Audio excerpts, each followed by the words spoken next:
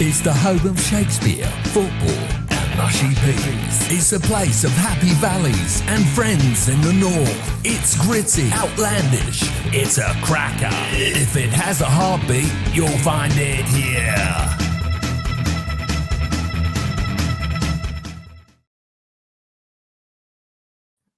Hello, sorry for my delay. I've had an interesting 24 hours. A friend that needed help with a letter, and I was on that last night, so I missed a stream with Vex and Gord King and Whitey Bear and a whole load of my favourite gang, and but I had to do it because, you know, when a friend in need, sometimes these things are more important than a live stream.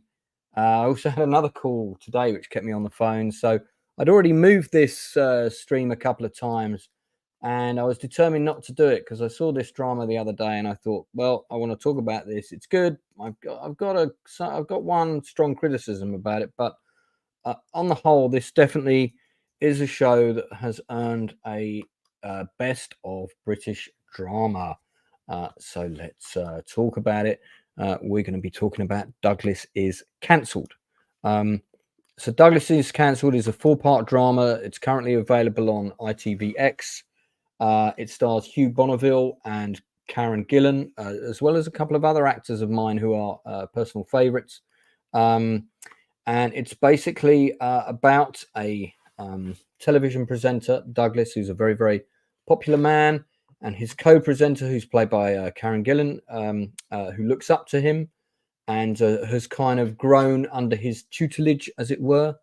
And he's supposed to have made a joke at a wedding that's been overheard by somebody. It's being repeated on social media, and there's a possibility that his career is going to be cancelled as a result of this. The whole piece is very much like a play. It's really... it's got a very small cast of about 6 or 7 people. You have Alex Kingston. Madeline Power plays Hugh Bonneville's rather annoying daughter. Hugh Bonneville, of course, plays Douglas, the lead. I guess you could call it the leading role. It's one of his best performances. Here they are as their in TV presenter mode, I guess, posing for a poster for the show. Unfortunately, they're not showing pictures of any of the other cast. But also in the show is Ben Miles, who's an actor I really like. So you have Ben Miles. He's pretty good. He plays the producer of the show. Pretty interesting character, actually. I don't want to say too much about his character until I get into a section with spoilers. We have Alex Kingston, who plays the wife of Douglas Bellows in the show. People may remember her from shows like ER. You've also got Nick Mohammed, who people will know as the assistant football coach on that comedy show set in Richmond, Richmond Football Club, blah, blah, blah. God, I forget the name of it now, but I'm sure people know the one I mean. And then you've got a small supporting cast who play a number of other short kind of walk-on roles or sort of television vignettes. Simon Russell Beale plays Douglas Bellows' hapless agent, a caricature that I actually found was a bit shit. I'll be honest, I thought his character was a bit tired, but there is a reason I'm recommending it. I've given it 9 out of 10 on here. I think actually I'm going to change that to an 8 because I gave it 9 out of 10 having watched 3 episodes. I should have waited until I'd seen all 4, but I still think it's very good. So I'm just curious to see other people's reviews. So Stephen Moffat back on comedy form. It is a comedy predominantly, but it is also a superbly acted drama. Kind of starts off, a bit silly, but then it really moves into quite dark, serious territory, especially in the last 2 episodes. Can see here Karen Gillan excels. She does. She's great. Hugh is great. There's my little review. Starts slow, ends great. Agreed. Tries a bit too hard. I would agree it does try a bit too hard. It is overwritten in places, not to its detriment too much. But on the whole, you can see the reviews here are pretty positive. Some are average, but on the whole, they're pretty positive. Okay, so Douglas makes an inappropriate joke at a friend's wedding. The joke is overheard. It's on the cards that he might get cancelled. Karen Gillan is his co-host. He agrees to do an interview where he knows the joke is going to be brought up. Alex Kingston, his wife, wants to prep him for the interview. Karen Gillan's character steps in and says, no, I'm going to do that. And she preps him for the interview. And during the interview, she asks him all the hard questions that she has ever wanted to ask him. And this narrative is cut with flashbacks to an event where on the night that her character got the job of being a co-host, character of Madeline. We don't know her surname. But she got that's the night that she got this job co-hosting this show, and she really looked up to Douglas Bellows. She looked up to him as a youthful person. So don't type any inappropriate jokes. Yeah, they've changed the rules, haven't they? Is there something's happened? Oh, you're referring to the show. Yeah, apparently if you say the word F King in the full context, YouTube may block your stream. So I thought you might have been referring to that. That came out yesterday. Good to see Adrian. Good to see Daryl. Loved having you on the show, Adrian, the other week. Lots of actors from Doctor Who in this. Yes, indeed. I think pretty much most of the cast have had a cameo or a main role in Doctor Who. And actually, Karen Gillan is one of my favourites of the newer Doctor Who assistants. She's definitely one of my favourites. So, okay, why is it good? It is good because the script on the whole is pretty tight. I've got a couple of criticisms of the script that I'll come on to in a minute, but on the whole, it's pretty tight. It gives Hugh and Karen a powerhouse performance. It is like watching a play. It's very contained. We only get about 4 or 5 locations, and we cut occasionally to some TV reports and stuff like that. They have a slightly dysfunctional home life, the Bellows. Their daughter is quite well. I thought the daughter was extremely well written and felt very much the kids of this generation, self-entitled, annoying, and so forth. This is a 4-part series. It's on ITV X. So it was just great watching these actors go to work, and it was great to see Karen Gillan have a role that was deserving of her talent. You know, this is a meaty role that she really dived into, and she threw herself into it, and she was amazing in it. So I do recommend this show. I do think it's good. I think it's got one downfall, which I realized when I finished watching the end of episode 4. I sat there and I was like, okay, so the twist I kind of saw coming, because we're kind of told that twist in episode 3. It's kind of there already, but they made a big statement at the end, and then that statement made me think about all of the characters in the show. And it was at that point that I realized that all of the men in this 4-part drama series are either conniving liars, narcissistic bastards, talentless wankers, or inept. And the complete contrast of Karen Gillan's character. Karen Gillan's character is not faultless.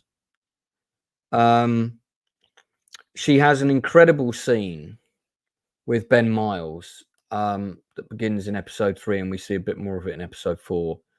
And it's horribly tense, and you can imagine people being in that situation and not quite knowing what to do. But yeah, it was horribly tense. I really like Ben Miles as an actor, but I've never seen him do a role quite like this. I've seen him on stage as well. He's very good.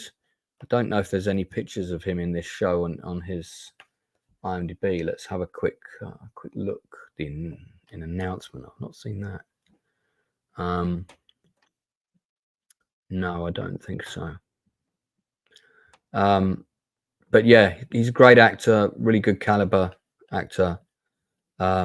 And curious to see this show. That's got Genevieve O'Reilly in it. So and Bronte Carmichael, two talented actresses there. Yeah, so I did feel that the messaging was quite tabled. Yeah, so I do have a criticism of this piece. The messaging was quite billboarded. It was quite tabled, and I just thought, okay, when I look back on it, did every single male character in this show need to be horrible or inept or stupid? So Ben Miles, absolutely despicable character. Hugh Bonneville, you think you're going to like him, but in the end you don't. Nick Mohammed, totally inept at his job, totally talentless. Simon Russell Beale, the most inept agent on the planet. His character was extremely poorly written. It was just, his character was so stupid and so rubbish that I didn't believe Hugh Bonneville's character, Douglas Bellows' character, would actually still employ him. So that got too farcical in a show which was delivering us some pretty dark, dramatic, serious themes. So those two contrasts of tone didn't sit so well with me. But I have to say that those criticisms, which are quite significant criticisms, were overshadowed by the fact that this was just a superb piece of writing to showcase the talents of Bonneville and Gillan, and in that it does a great job. In that there's plenty to enjoy here. I think you can, if you just sit and watch it for what it is and ignore some of the social messaging, which is fairly thick in its dispensary, there is a drama to be enjoyed here. There are performances, amazing performances. There is some very good dialogue here. There is some very good dialogue. Karen Gillan's character is complex, but on the whole, I think she's a well-rounded character who's on the right side of justice, if you like. Alex Kingston's character, the wife, is also a well-rounded character who's on the right side of justice. The only male character who's got nuance is Hugh Bonneville's character. He is quite complex, which is why I rate it. But in the end, ultimately, he's kind of a wanker. I'm trying not to put too many spoilers in this for you. So, you know, ultimately, all the men in this are kind of horrible people. And I just thought, okay, you've got some women who are not perfect, but they're all likable. All the men are unlikable and they're horrible and they're inept. And so that was the one thing that let it down. But I'm still giving it 8 out of 10. I'm giving it 8 out of 10. The performances alone score 2 points each for the lead. I would score another 2 for the writing, because mostly the writing is good. And I think I'd chuck another 2 points in for the supporting cast, particularly Ben Miles. I just thought that Nick Mohammed and Simon Russell Beale's characters were pretty naff. I mean, they didn't even need to be in it, to be honest. There's nothing wrong with their acting. It's just that I just thought their parts are woefully written. Alex Kingston, fantastic. She's amazing in it. Always liked Alex Kingston, who played Mole Flanders, if you remember Mole Flanders. So, yeah. Created by Stephen Moffat. If you don't know Moffat's other work, yeah, he's a Scottish writer-producer. He has produced some really good stuff. A lot of Doctor Who. He did the Secret of the Unicorn Tintin movie, Dracula miniseries. Inside Man. That's ironic. But he's done Sherlock, which again is a TV series that a lot of people love, although I personally was never interested in it. It doesn't mean I don't think it's bad, or I think it's bad or good. I just was never interested in it. So lots of Doctor Who, but he did say Coupling. That was the other show Stephen Moffat did. That's a pretty good show. I think that was the one that really kind of launched his career. Yeah. So that's not The Office with Ricky Gervais. Office. At least I don't think so. No, that's not The Office with Ricky Gervais. 1996. I think The Office. When did The Office come out? The Office came out. What was it? About 99, 2000, something like that. Yeah. So yeah, I give it 8 out of 10. I'm curious if there's only 5 people in the chat. If you have watched it, I'd like to know your views. If you want to see it, it's on ITV X, and you can watch it there. But yeah, but it is good enough. It is good enough. Anything that scores a British drama that scores 7 out of 10 for me is definitely a consideration for me to recommend it under the best of British. Anything that scores a 9 or a 10 is going to get on straight away. This is an 8. Like I said, it's not flawless. It does have some issues, the ones I mentioned predominantly, but it is worth seeing. Alex Kingston was in Croupier with Clive Owen. Yeah, that was not a bad movie. That was one of the ones he did around the time people were speculating if he was going to be Bond.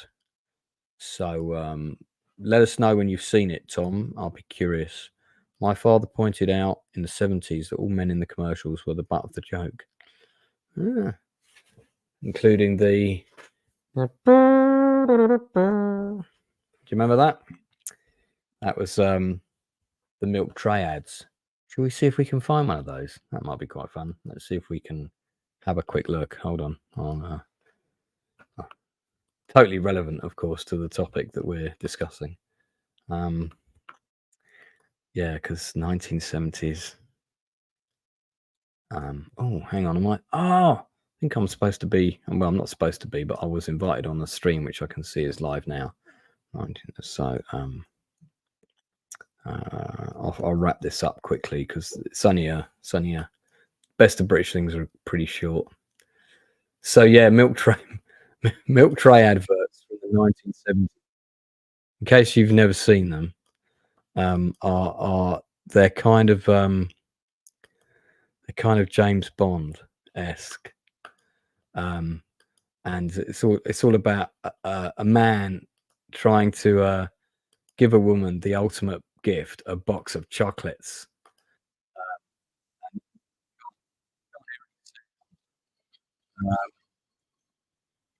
And this guy who appeared in the milk tray advert, I think he was up for Bond. I think he got seen for Bond.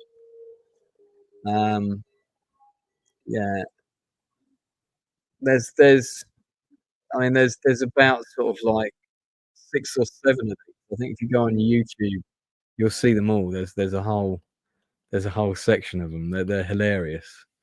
That's it for me. So Douglas is cancelled. Is available now on ITX. It's 4 parts. Each part's about 45-50 minutes. 2 powerhouse actors going at it, doing what they love, really making the most of a good script. Like I said, it does have some issues, but it's not bad. Not bad at all. Yeah, he was on the submarine, wasn't he? He was one of the guys on the submarine, if I remember rightly. Skydiver. Right, so I'm going to sign off now. I'm back with the Nielsen ratings in just over 2 hours, 15 minutes. So catch me then, guys. Cheers. Bye.